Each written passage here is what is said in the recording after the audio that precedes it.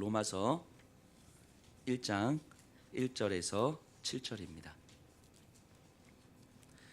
우리 한 목소리로 함께 읽겠습니다. 저와 함께 1절부터 7절까지 읽도록 하겠습니다. 예수 그리스도의 종 바울은 사도로 부르심을 받아 하나님의 복음을 위하여 택정함을 입었으니 이 복음은 하나님이 선지자들을 통하여 그의 아들에 관하여 성경에 미리 약속하신 것이라.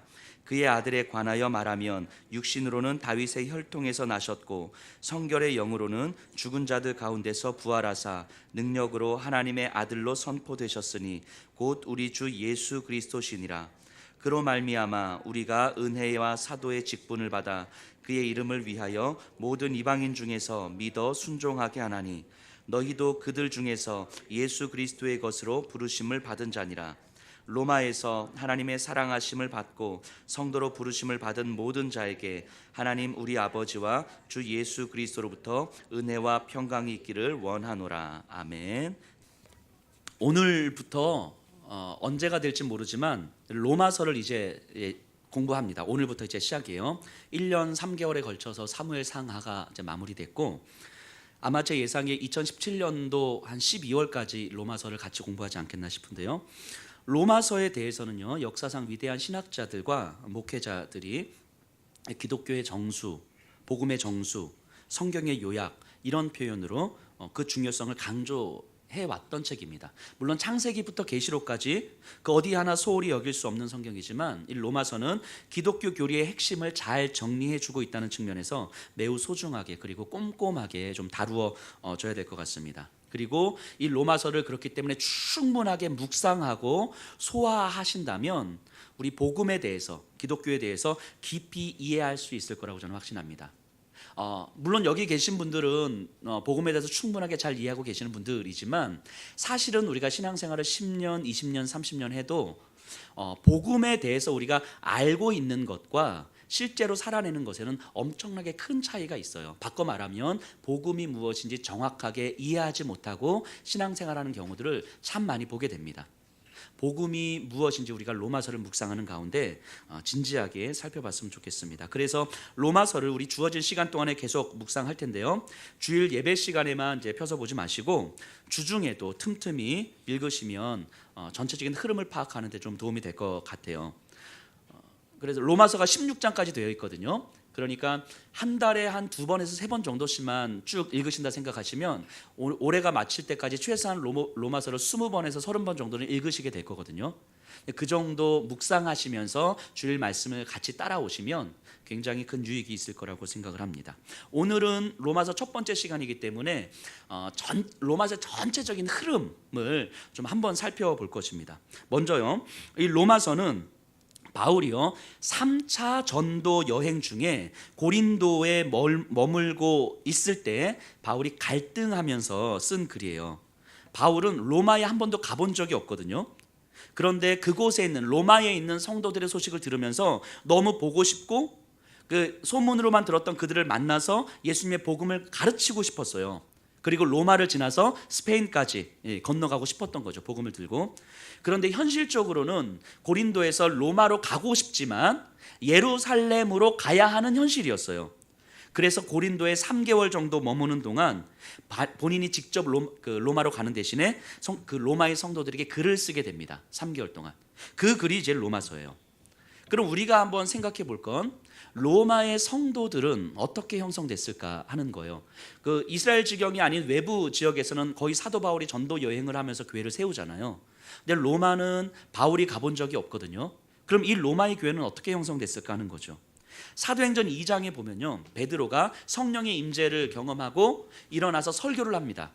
이때 3,000명이나 더 되는 사람들이 회심을 하게 되거든요. 이 3,000명이나 더 되는 사람들은 전국 각지에 흩어져 있던 유대인들이었어요. 절기를 지키기 위해서 이렇게 모였죠. 그런데 그들이 베드로의 설교를 듣고 회심을 하게 됩니다. 그들 중에는 로마에서 온 유대인들도 있었어요. 그래서 그 사람들이 베드로의 설교를 듣고 회심한 후에 로마로 가서 복음을 전했을 것이고 소규모로 모여서 예배를 드렸을 거예요. 자, 베드로의 설교를 들은 그들, 로마에서 온 유대인들은 아마 복음을 듣고 너무 충격적이고 또 너무 감격적이었을 겁니다. 그들의 입장에서 보면요, 자기들이 이제까지 알고 있었던 예수, 저주를 받아 십자가에서 죽은 그 예수가 바로 이 땅을 구원하기 위해 오신 하나님의 아들이셨고 메시아였다는 사실에 그들은 놀랐을 거예요. 그리고 예수를 알지 못하고 예수를 외면했다는 사실 자체가 바로 예수를 죽인 것이다 라는 사실에 그들은 충격을 받았을 거예요. 자기는 아무 상관없다고 생각했지만 내가 예수를 죽인 죄인이었구나라는 사실을 베드로의 설교를 듣고 깨달은 다음에 그들은 충격을 받았을 거예요. 그래서 하나님의 진노와 저주 아래 살아갈 수밖에 없는 자신의 모습을 보면서 두렵고 떨렸겠죠. 그런데 길이 열린 거예요. 하나님을 알지 못했던 죄를 회개하고 예수님을 나의 구주로 영접하면 구원받을 수 있다는 사실을 들은 거죠. 그래서 그들은 그 마음에 찔려서 회개를 하기 시작했습니다. 사도들로부터 세례를 받으면서 그들 안에 구원의 감격이 경험된 거예요. 회심을 한 거죠. 정말 예수가 구원자이시고 예수님을 통해서 나의 죄가 용서되었다는 사실이 믿어진 거예요. 그들은 이 믿음을 갖고 그들은 로마로 돌아가서 가만히 있을 수가 없어서 주변에 있는 사람들에게 이 들은 예수 그리스도의 복음을 전하기 시작합니다. 그래서 그 복음을 들은 그들은 또 사람들이 모여서 회심을 하기 시작하고 예수님에 대해서 듣기 시작하고 모여서 예배를 드리기 시작합니다.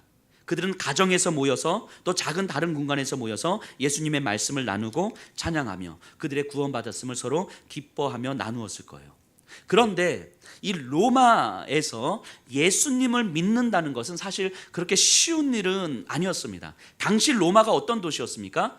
최대의 도시잖아요. 당시로 보면 인구 한 100만의 도시, 당시 인구의 100만이면 어마어마하게 큰 도시죠.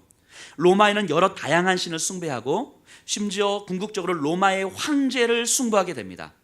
로마 황제를 숭배함으로 로마의 정신적 통일을 이루게 되죠. 그래서 요한계시록에 보면 로마를 바벨론과 비교하면서 사단의 제국으로 표현하고 있지 않습니까? 그만큼 로마는 배교의 도시이자 힘과 향락과 욕망의 도시였어요. 그 로마에서 다른 신들을 섬기지 않고 오직 예수 그리스도만 섬긴다는 것은 로마의 황제를 숭배하지 않는다는 이야기이고 그것은 결국 반역죄에 해당하는 거죠. 즉 로마에서 예수님을 섬긴다는 사실은 목숨을 내어거는 이야기예요. 목숨을 내어건다는 얘기죠. 로마의 황제와 로마인들은요, 그리스도인들을 원형 경기장으로 이렇게 넣고 서로 죽을 때까지 검투를 시키죠. 그래서 저와 우리 서종관 집사를 경기장에서 서로 이렇게 칼 들고 싸우는 거예요. 그럼 제가 이기겠죠? 그리스도인들이 그렇게 싸우게 하는 거예요. 심지어 굶은 사자굴에 넣고 막 찢겨 죽어가는 모습을 보면서 즐거워하는 거예요. 단지 예수 믿는다는 이유로 그들은 자신들은 물론 자신의 가족들까지도 죽음을 경험했어야 했습니다. 그렇기 때문에 로마의 성도들은 믿음을 받았다가도 그 믿음을 지켜나가는 것이 쉽지 않았어요. 그럼에도 믿음을 잘 지키며 순교의 신앙으로 인내한 성도들이 있었습니다. 우리 로마서 1장 8절 한번 잠깐 볼까요? 오늘은 로마서를 전체적으로 계속 살필 겁니다. 성경을 덮지 마시고 성경을 펴 놓으셔야 돼요. 8절 보면요, 먼저 내가 예수 그리스도로 말미암아 너희 모든 사람에 관하여 내 하나님께 감사함은 너희 믿음이 온 세상에 전파됨이로다. 로마 성도들의 신앙이 소문을 타고 바울의 귀에까지 들린 거예요. 힘의 질서 한가운데서 어떻게 믿음을 지키고 있었는지 그 소문이 들린 거죠. 그러니까 바울은 로마 성도들의 소문을 듣고 가만히 있을 수가 없는 거예요. 죽음의 위협 앞에서 위태위태한데 그래도 복음을 지키고 있는데 그럼에도 불구하고 언제 무너질지 모르는 저들, 그래서 저들을 빨리 보고 싶은 거죠. 빨리 만나서 복음을 가르치고 싶은 거예요. 그런데 잘 안 되니까 로마서를 쓴 거거든요. 믿음을 좀 더 체계적으로 가르치고 싶었던 거예요. 로마의 성도들은 성경이 없었잖아요. 그러니까 그들이 경험적으로 알고 있는 예수님을 나눈 거거든요. 예수님을 직접 경험한 사람들이, 베드로의 설교를 들은 사람들이 자신들이 손으로 막 글을 써가지고 이 글을 가지고 사람들에게 돌려보면서 나눴단 말이죠. 그러니까 복음에 대한 체계적인 지식도 없고, 그러니까 어떻게 영적인 성장을 해야 되는 것인지, 믿음을 지켜야 되는지 잘 모르는 거예요. 단지 그냥 자신의 경험으로 버티고 있는 거거든요. 그러니까 언제 무너질지 모를 위태위태한 믿음을 지키고 있는 거죠. 그러니까 바울은 마음이 급한 거예요. 그래서 로마서를 써서 믿음을 어떻게 체계를 잡을 수 있을지, 우리의 믿음이 어디로부터 형성된 건지, 어떻게 영적으로 성장해야 되는 것인지, 그래서 우리는 어떻게 살아야 되는 것인지를 체계적으로 하나씩 쓰게 됩니다. 그게 로마서죠. 그러니까 이 로마서는 단순한 편지가 아니라 로마의 성도들을 바라보면서 너무 급한 마음이 너무너무 급해서 하루라도 빨리 이 글을 전하지 않으면 한 사람이 또 배교할 수도 있고 한 사람이 믿음을 저버릴 수도 있을 텐데 라고 하는 급하고 안타까운 마음에 한자 한자 글을 쓰고 있는 거예요. 급한 마음에 썼지만 매우 정교하게 쓰고 있는 거죠. 근데 생각해 보면요, 로마에서 예수님을 믿었던 그들이나 오늘날 우리 힘과 권력과 물질의 논리에 사로잡혀 순교를 각오하지 않으면 믿음을 지킬 수 없는 오늘의 우리나 결국 같은 입장 아닙니까? 로마에서 믿음을 지켰던 그들이나 오늘날 우리나 단지 로마의 성도들은 눈앞에서 벌어지는 목숨의 위협이 있었다면 오늘의 우리에게는 보이지 않는 교묘한 유혹으로 신앙을 위협한다는 차이가 있을 뿐인 거죠. 로마의 시대에는 한 번의 순교가 필요했으나 오늘날에는 평생 미분하듯 순교를 할부하듯이 나누어서 순교를 하는 게 필요한 거죠. 그러니 그때나 지금이나 우리가 정신 차리고 순교를 각오하지 않으면 믿음을 지키는 것이 정말 너무나 힘든 건 마찬가지예요. 너무나 힘든 것. 그러니까 로마의 성도들에게 보내는 이 바울의 편지는 시간과 공간을 뛰어넘어서 오늘 우리들에게 쓰는 편지임을 우리가 들어야 되는 거예요. 이 바울의 마음으로.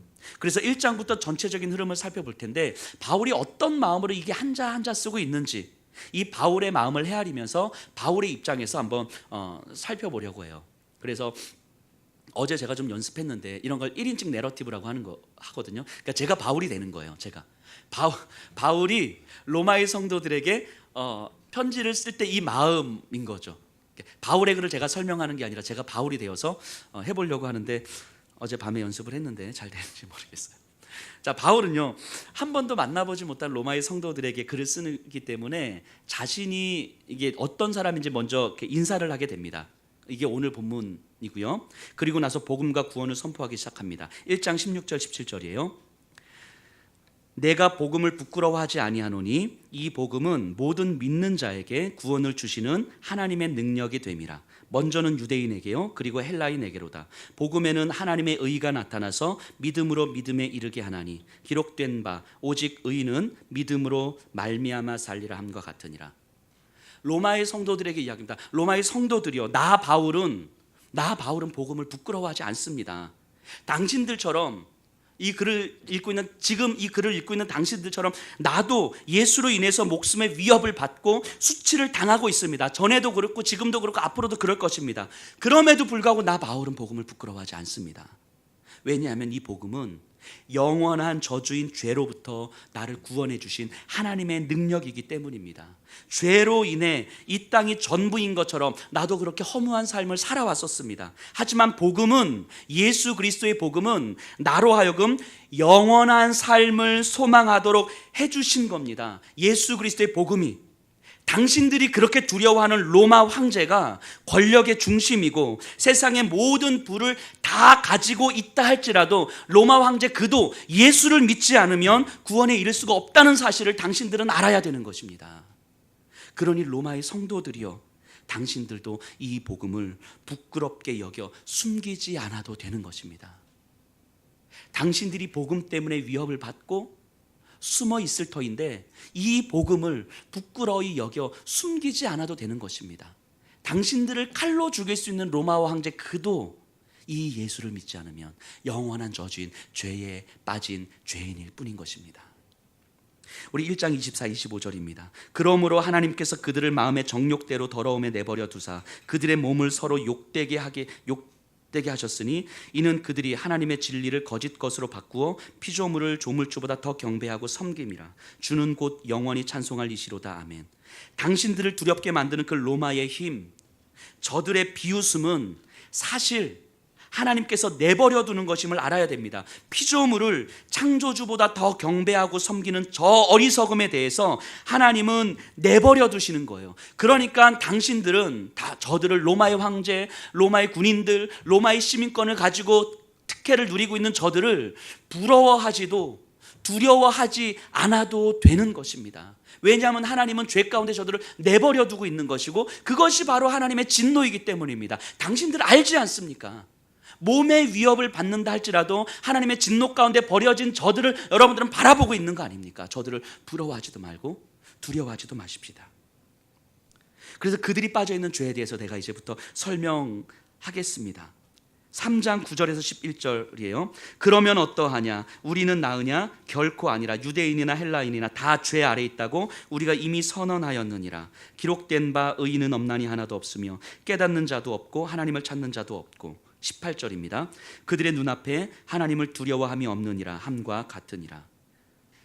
로마의 성도들이여, 당신들도 알고 있는 것처럼 이 세상의 모든 인간은 다 죄 아래 있습니다. 하나님을 알지 못하는 죄, 창조주보다 피조물을 섬기는 죄, 하나님을 두려워하지 못하는 죄, 이게 다 죄입니다. 로마의 황제도 죄 아래 있을 뿐입니다. 그리고 심지어 이 글을 읽고 있는 로마의 성도인 당신들도 전에는 이 죄 아래 있었던 것을 아시지 않습니까? 하지만 지금은 당신들은 이 놀라운 복음의 신비를 깨닫고 있지 않습니까? 이 죄의 결과가 어떤지 아십니까? 3장 23절입니다. 모든 사람이 죄를 범하였음에 하나님의 영광에 이르지 못하더니. 당신들은 숨어서 예배를 드리고 있고, 당신들은 걸릴까 봐 노심초사하면서 예배를 드리고 있지만, 당신 눈을 들어서 한번 돌아보십시오. 어디에서 하나님의 영광을 볼 수 있습니까? 어디에서 하나님의 창조주 하나님의 영광을 찾을 수가 있습니까?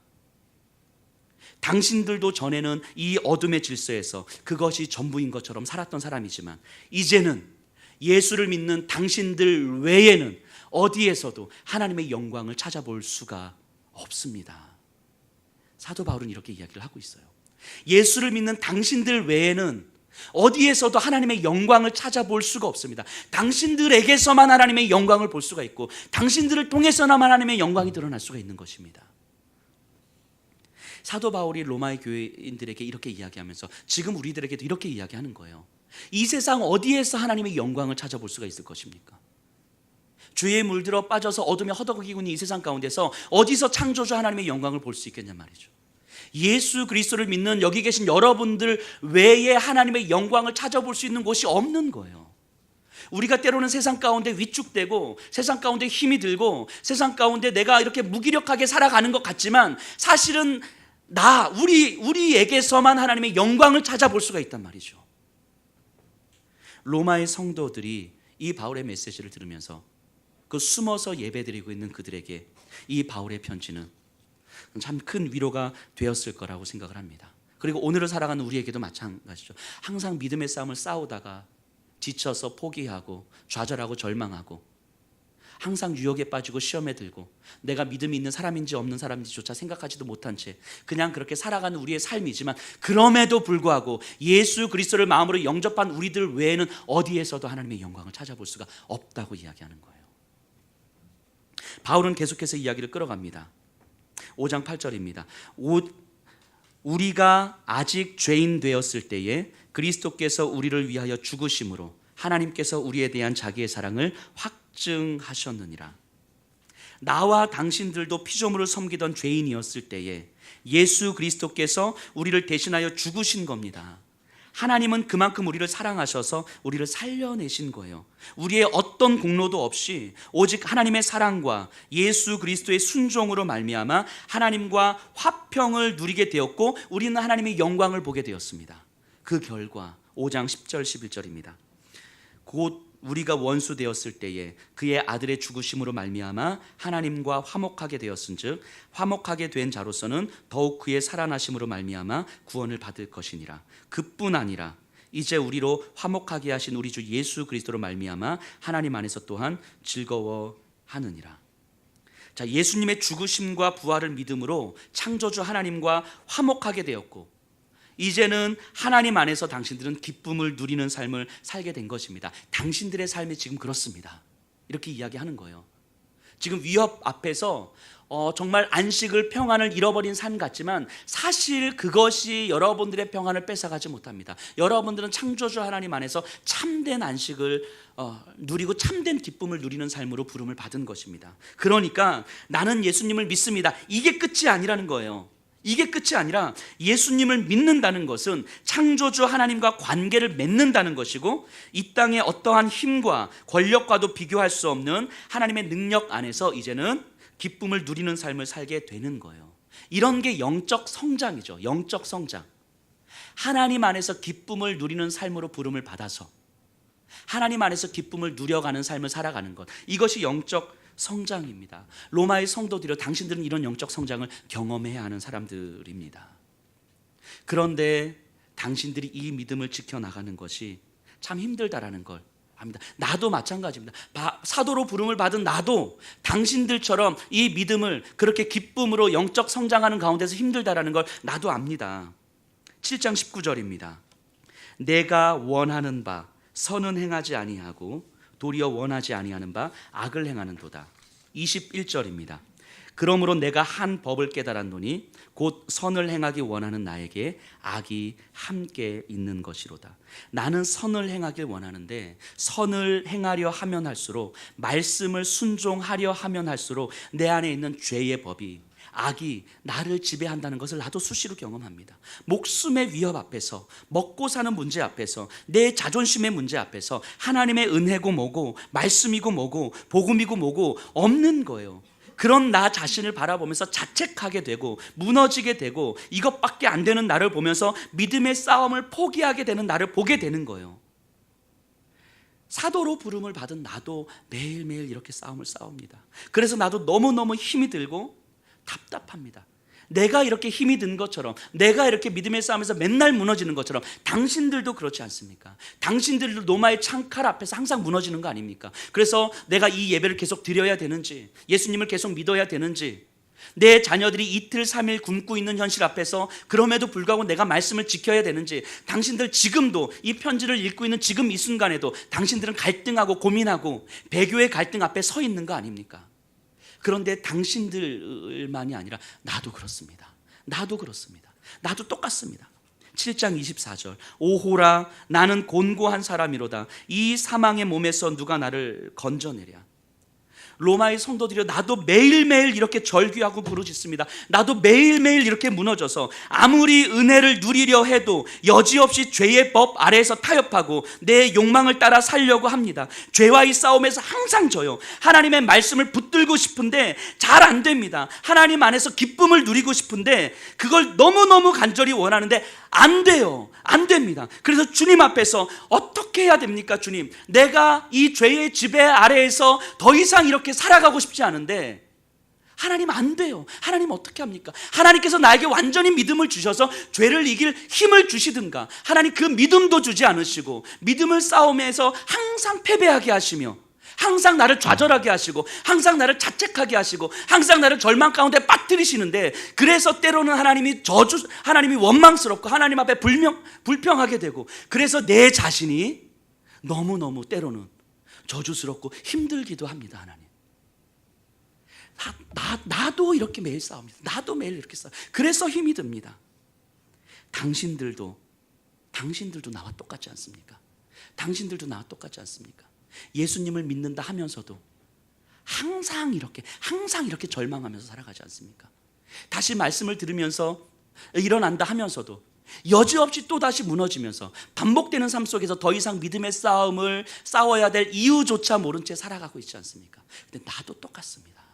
나도 똑같습니다. 바울은 우리에게도 똑같이 이야기하는 거예요. 우리에게도, 오늘 이 자리에 앉아있는 우리에게도. 여러분들도 그러시죠? 여러분들도 예배 드리고 나서 뭔가 해보려고 하다가 여지없이 무너지고, 믿음의 싸움을 싸우다가 여지없이 무너지고, 하루에 시간을 내서 기도 한번 하는 것조차 쉽지 않은 우리의 삶을 사는 거 아닙니까?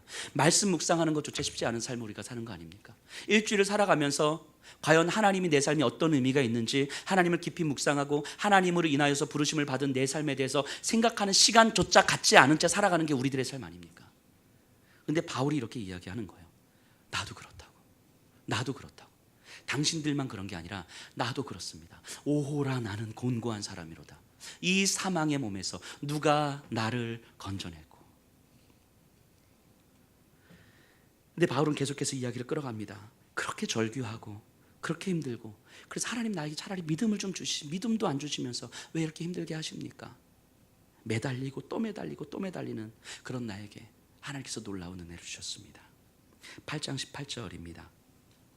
생각하건대 현재의 고난은 장차 우리에게 나타날 영광과 비교할 수 없도다. 8장 26절입니다. 이와 같이 성령도 우리의 연약함을 도우시나니 우리는 마땅히 기도할 바를 알지 못하나 오직 성령이 말할 수 없는 탄식으로 우리를 위하여 친히 간구하시느니라. 지금의 고난과 힘겨움, 그래서 끝없이 타협하고 싶은 마음이 가득한데 내 안에서 우리 주님이 다시 오셨을 때 주님을 만날 모습이 상상이 됐습니다. 나 바울에게 우리 주님이 이 땅에 다시 오실 때에 그 모습이 상상이 됐어요. 그 주님 앞에 설 모습이 상상이 됐습니다.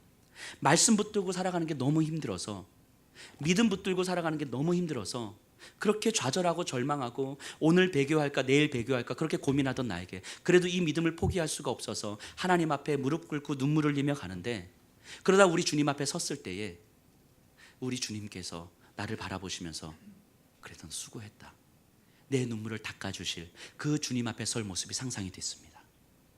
그 주님 앞에서 우리 주님이 내 눈물 닦아주실 모습이 상상이 됐습니다. 이것이 상상이 되면서 내 마음에 설명할 수 없는 그 영광스러움이 그려지는 거예요.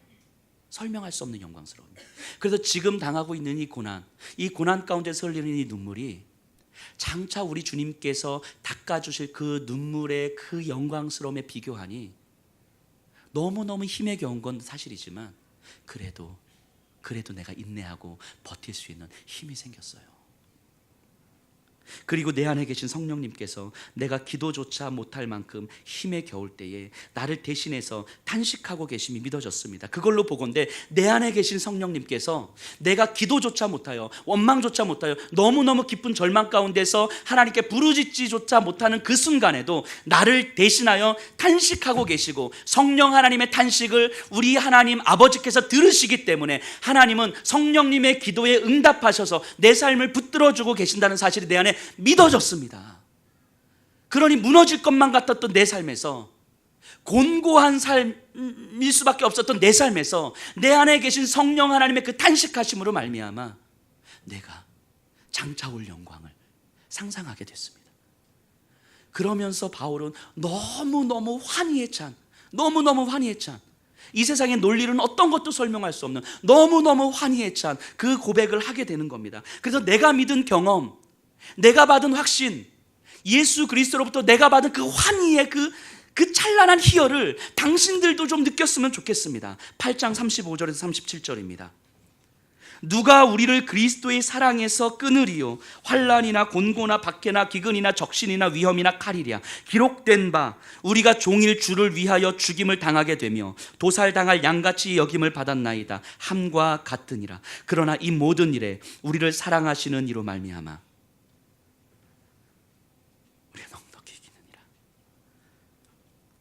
우리가 넉넉히 이기느니라. 지금 나의 모습을 보면 무너지고 믿음 없는 모습인데, 그런 나와 상관없이 나를 붙들고 놓아주시지 않으시는 그 예수 그리스도, 그분의 사랑으로 나 바울은 넉넉히 이긴다고 이야기하는 거예요. 넉넉히 이긴다고. 간신히 이기는 것도 아니고 넉넉히 이긴다고 이야기하는 것입니다. 로마에 있는 지금 이 편지를 읽고 있는 나의 형제들이여, 우리는 반드시 승리합니다. 로마의 창칼 앞에서 우리가 질 자들이 아닙니다. 우리는 반드시 승리합니다. 예수 그리스도로 말미암아 우리는 반드시 승리합니다. 그러니 우리 위축되지 맙시다. 창칼 앞에서, 권력 앞에서, 힘 앞에서, 물질 앞에서, 사람들의 시선과 인정 앞에서 우리 위축되지 맙시다. 저들을 부러워하지도 마십시다. 저들을 두려워하지도 마십시다. 여러분 안에 있는 예수 그리스도의 놀라우신 사랑, 그 사랑을 나 바울은 충분히 경험했기 때문에 죽음의 위협 한가운데서, 고난의 위협 한가운데서, 그럼에도 불구하고 장차 올 그 영광이 내 가슴속에 그려져서 내가 기도조차 하지 못할 때 성령 하나님 나를 대신해서 탄식하시고, 하나님은 그 기도에 응답하셔서 내 삶을 붙들어주고 계시고, 내 안에 계신 예수 그리스도의 그 사랑으로 말미암아 우리가 넉넉히 이길 수 있다는 예수 그리스도의 그 확신이 나로 하여금 이 삶을 멈추지 않게 하는 것입니다. 그래서 나는 가던 길을 가고 있는 것입니다. 로마에 있는 나의 형제들이요, 이 편지를 읽고 있는 이 순간에도 이 예배를 드려야 될까 말아야 될까 고민하는 당신들, 내 자녀들이 굶고 있는 현실 앞에서 예수 그리스도를 포기해야 되나 말아야 되나 고민하고 있는 당신들, 우리 위축되지 맙시다. 우리 넉넉히 이기는 것입니다. 8장 38절 39절입니다.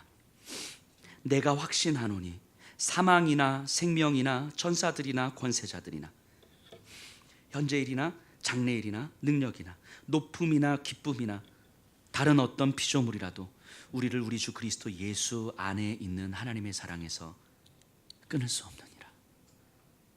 이게 바울의 고백이었어요. 로마에 있는 성도들에게 고난이 사라지기를 기도한 것이 아니었어요. 로마에 있는 성도들에게 빨리 우리 하나님 나라 갑시다 이렇게 이야기한 게 아니었어요. 그 고난의 현장 한가운데서 누구도 우리를 우리 주 예수 그리스도의 사랑에서 끊을 수 없으니 내가 주님을 사랑한 것이 아니고 나를 사랑하신 우리 주 예수 그리스도의 사랑에서 끊을 수 없으니 로마의 창칼이 우리를 무너뜨리지 못합니다. 로마 왕자가 아무리 강해도 그 또한 죄인일 뿐입니다. 그가 우리를 무너뜨리지 못합니다. 우리 믿으십시다. 이 믿음 붙들고 장차 올 영광을 우리 기대하십시다. 이게 바울의 자신의 경험이었고 로마에 있는 형제들에게 주시는 말씀이었어요. 그리고 지금 우리에게 바울은 똑같이 이야기하는 거예요. 지금 무너진 것 같아도, 믿음이 없는 것 같아도, 어찌해야 될 바를 몰라도 여러분들 안에 계신 우리 주 예수 그리스도의 사랑은 우리를 넉넉히 믿음으로 살게 하는 것입니다. 우리를 포기하지 않으세요. 하나님이 우리를 포기하지 않으세요. 우리가 예수님을 사랑하지 않아도 예수님은 우리를 사랑하십니다. 우리가 예수님을 포기해도 예수님은 우리를 포기하지 않으시는 거예요. 이 사실이 믿어지는 것이 복음 아닙니까? 내가 예수님으로부터 도망가도 그래도 예수님 끝까지 추적하셔서 나를 찾아내신다는 그 사실을 믿는 것이 이것이 복음 아닙니까? 혹여라도 지금 이 시간에 믿음에 대해서 갈등하시는 분들, 말씀을 계속 붙들어야 되는지, 내가 계속 이 믿음의 싸움을 싸울 수 있는 것인지, 내 눈앞에 펼쳐진 현실 앞에서 내가 갖고 있는 이 믿음이 과연 무슨 의미가 있는 것인지, 내가 어디 가서 돈을 좀 벌어와야 되고, 내가 어디 가서 이것저것 많이 해야 되는 이 상황에서 예배 드리는 것이 무슨 의미가 있고, 말씀 듣는 것이 무슨 의미가 있고, 내가 하나님 나라를 소망하는 것이 무슨 의미가 있는지 그 갈등하고 마음에 고민을 하고, 하지만 또 그러면서도 무너지고 좌절하고 절망하고 그러다 이 자리에 앉아 계신 분들, 바울은 로마에 있는 성도들에게 우리에게 이렇게 이야기하는 거예요. 그래도 예수님이 여러분들을 포기하지 않는다. 우리가 그렇게 갈등해도 예수님이 우리를 잡은 손을 놓지 않는다고 말씀하시는 거예요. 이것이 믿어지는 것이 복음이라고 이야기하는 거예요. 이것이 믿어지는 것이. 그렇기 때문에 내가 살 수 있는 힘은 여전히 나를 포기하지 않으시는 예수 그리스도의 그 사랑일 수밖에 없다고 이야기하는 거예요. 이렇게 바울이 로마에 있는 성도들에게 복음을 이야기한 다음에 12장부터는 그렇게 복음을 구체적으로 어떻게 실천해야 될 것인지를 풀어가고 있습니다. 12장 1절 2절입니다. 그러므로 형제들아, 내가 하나님의 모든 자비하심으로 너희를 권하노니 너희 몸을 하나님이 기뻐하시는 거룩한 산 제물로 드리라. 이는 너희가 드릴 영적 예배니라. 너희는 이 세대를 본받지 말고 오직 마음을 새롭게 함으로 변화를 받아 하나님의 선하시고 기뻐하시고 온전하신 뜻이 무엇인지 분별하도록 하라. 12장 14절 16절입니다. 너희를 박해하는 자를 축복하라. 축복하고 저주하지 말라. 즐거워하는 자들과 함께 즐거워하고 우는 자들과 함께 울라. 서로 마음을 같이 하며 높은 데 마음을 두지 말고 도리어 낮은 데 처하며 스스로 지혜 있는 채 하지 말라. 로마의 성도들이여, 당신들의 삶 자체를 하나님 앞에 거룩한 제물로 드리시기를 바랍니다. 여러분들의 삶이 바로 예배입니다. 하나님의 기뻐하시는 뜻이 무엇인지 분명하게 분별해야 됩니다. 그래서 이제까지와는 다른 방식의 삶을 살아야 되는 것입니다. 예수님을 믿는다고 하면서 이제까지 살아왔던 삶의 방식을 여전히 고스란히 살아간다는 건 우리의 믿음을 다시 점검해야 되는 것입니다. 예수님을 믿는다는 건, 우리가 그 복음을 경험했다는 건, 나를 포기하지 않으시는 그 하나님의 손 예수 그리스도의 사랑을 우리가 경험했다는 건, 하나님의 기뻐하시는 뜻이 무엇인지 우리가 분별해야 되는 것이고, 분별함으로 말미암아 기뻐하심의 삶의 방식으로 우리가 살아가는 것입니다. 변화된 삶을 추구해야 되는 것입니다. 성령 하나님께서 도우실 것입니다. 좀 더 구체적으로 이야기하면, 여러분들을 박해하는 로마의 군인들을 미워하지 마십시오. 그들에게 축복하십시오. 여러분들 어려운 거 압니다. 당신의 형제를 잡아간 그 군인을 축복하는 거 어려운 거 압니다. 하지만 여러분들의 삶이 재물이기에 드리십시다. 안 되면 기다렸다가 또 드리십시다. 안 되면 기다렸다가 또 드리십시다. 천천히 가더라도 우리 그 길 가십시다. 우는 자들과 함께 우리가 오십시다. 내 코가 석자고 우리 아이들이 굶고 있고 내가 지금도 내 앞길을 어떻게 헤쳐나가야 될지 모르는데, 그래서 누군가를 바라보고 누군가를 챙겨주는 것은 내 삶에서 가능한 일이 아닌데, 그럼에도 불구하고 아픔에 허덕이는 자들, 우는 자들과 함께 우리가 오십시다. 아픔에 허덕이는 그들의 아픔을 우리가 끌어안으십시다. 그 상처와 아픔 가운데 눈물 흘리고 있는 자들, 그들을 찾아가서 우리가 그들을 끌어안으십시다. 힘든 거 아는데 그럼에도 불구하고 안 되면 기다렸다가 또 안 되면 기다렸다가 우리 그 길 가십시다. 성령 하나님께서 우리를 도우실 것입니다. 사도 바울은 이렇게 로마서를 끌고 갑니다. 복음에 대해서 이야기하고, 우리가 어떻게 복음을 들었는지, 우리가 어떻게 죄 가운데 허덕였는지, 그래서 하나님의 영광이 어떻게 사라졌는지, 하나님의 영광을 하나님께서 어떻게 회복하셨는지, 우리가 하나님 안에서 어떻게 기쁨을 누려야 되는지, 그럼에도 우리가 믿음에서 멀어질 수 없는 존재라는 것이, 그리고 그런 우리이기 때문에 우리의 삶이 어떻게 변화되어야 되는지 바울은 그렇게 풀어갑니다. 이 로마서는 이렇게 바울의 마음을 담은 편지예요. 그러니까 글을 그냥 써 내려가는 것이 아니라 이 바울의 이 절절한 마음을 담고 이 한자 한자를 써 내려가면서 그 믿음의 갈등을 하고 있는 한 사람 한 사람에게 제발 이 믿음의 질서를 잡고 하나님 앞에 살아가자고 쓰고 있는 편지입니다. 제가 토요일 날 밤마다 이렇게 혼자서 말씀을 마무리하면서 기도를 합니다. 토요일 날 새벽에 혼자서 이 자리에 딱 서요. 제가 새벽 4시든 5시든 기도하면서 준비하다가 이 자리에 섭니다. 새벽에 불을 좀 켜놓고 여기에 딱 서면 지금 이렇게 앉아 계시는 분들이 다 보입니다. 거의 앉는 자리가 거의 비슷하시잖아요. 그러니까 다 보입니다. 이 자리에 서서. 그러니까 이 자리에 서서 어제도 이 자리에 서서 기도하는 거예요. 이제 우리 앞에 장로님 앉아 계시고, 권사님 앉아 계시고, 우리 정규 앉아 있고, 우리 공미숙 집사님 앉아 있고, 우리 정희 집사님 앉아 있고, 우리 이수경 집사님 여기 앉아 있을 것이고, 쭉 우리 백강현 집사님 뒤에 앉아 계실 것이고, 이게 다 보여요. 우리 기도하는 거예요. 새벽에 여기에 서가지고 기도합니다. 하나님, 이제 몇 시간 후면 이 자리에서 예배를 드릴 텐데, 하나님, 여기 앞에 앉아 있는 권사님, 중간에 앉아 계신 우리 집사님, 하나님, 이 한 분 한 분 이름 불러가면서 기도를 합니다. 하나님, 오늘 이제 로마서를 시작해야 되는데 바울이 로마의 성도들에게 안타까운 마음으로 이 한자 한자 놓치지 않았으면 하는 마음으로, 지금 당장 믿음의 싸움을 싸우고 있는, 그래서 무기력하게 무너질 수밖에 없는 로마의 성도들에게 그 한 영혼 세우고자 하는 그 절박한 마음으로 쓰고 있는 이 바울의 마음이 오늘 오전 여기서 예배 드리는 이 순간에 우리 성도님들에게 전달됐으면 좋겠습니다. 이 바울의 마음이 우리 성도님들에게 그대로 들어왔으면 좋겠습니다. 그래서 이 바울의 말씀이 우리에게 들어와서 나를 향하여서 바울이 그렇게 소리를 지르고, 나도 여러분들과 똑같다고 이렇게 소리를 지르고 절규하고, 그럼에도 불구하고 하나님의 사랑으로 말미암아 그 환희에 벅찬 이 감격의 고백을 하고, 이 바울의 감정들이 고스란히 우리에게 들어왔으면 좋겠습니다. 그래서 이 바울의 말이 우리의 삶을 바꾸고 장차 올 영광을 기대하게 하고, 오직 예수님으로 말미암아 지금을 인내하도록 하고, 하나님 안에서의 기쁨을 선물로 받아서 그것을 누리는 삶을 살게 하는 그런 삶이 우리에게 정말 사모가 됐으면 좋겠습니다. 또 이렇게 예배 드리고 우리의 삶의 현장으로 갔을 때 우리는 여지없이 무너질 것입니다. 일주일 정말 잘 살고 싶지만 우리의 뜻과 상관없이 우리는 여지없이 무너질 것입니다. 아니, 예배당 문을 나서는 순간 오늘 저녁에 집에 가는 순간 집에서부터 무너질 것입니다. 그럼에도 불구하고 우리가 무너질 때에 이 바울의 이 말을 기억했으면 좋겠습니다.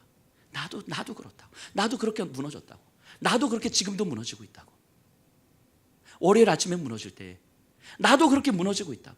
하지만 그렇게 무너지는 가운데 우리 하나님께서 나에게 주셨던 그 마음이, 너 무너져도 내가 너를 포기하지 않으니 그러니 너는 넉넉히 이길 수 있어. 이 말씀이 우리에게 들린다면, 이 말씀이 우리에게 믿어진다면 우리는 또 하루를 살아갈 힘이 생기는 거죠. 여러분들에게 진지하게 질문 던져봤으면 좋겠습니다. 과연 나에게 이 바울이 말했던 이 복음, 로마의 성도들에게 그렇게 말하고 싶었던 이 복음이 나에겐 어떤 의미가 있습니까? 지난 한 주간 살아오시면서 이 예배의 자리에 오시기 전까지 이 복음이 여러분들의 삶에 어떤 의미가 있었습니까? 하루를 살고 사람을 만나고 일을 하고 이 모든 순간순간에 이 복음이 과연 어떤 의미가 있었습니까? 오늘부터 시작될 한 주간의 삶 속에서 이 바울이 이야기하는 이 복음이 과연 우리에게 어떤 의미가 있어야 되는 것입니까? 그냥 주일 예배 드리고 가서 한 주간을 살다가 또 오는 것이 아니라 그 한 주간을 살아가는 동안에 이 바울이 이렇게 절절하게 절규하듯이 이야기했던, 외쳤던 이 복음이 여러분들의 순간순간의 삶 속에서 과연 어떤 의미가 있어야 되는 것입니까? 질문 던져보셔야 되는 거죠. 질문 던져보셔야 되는 거죠.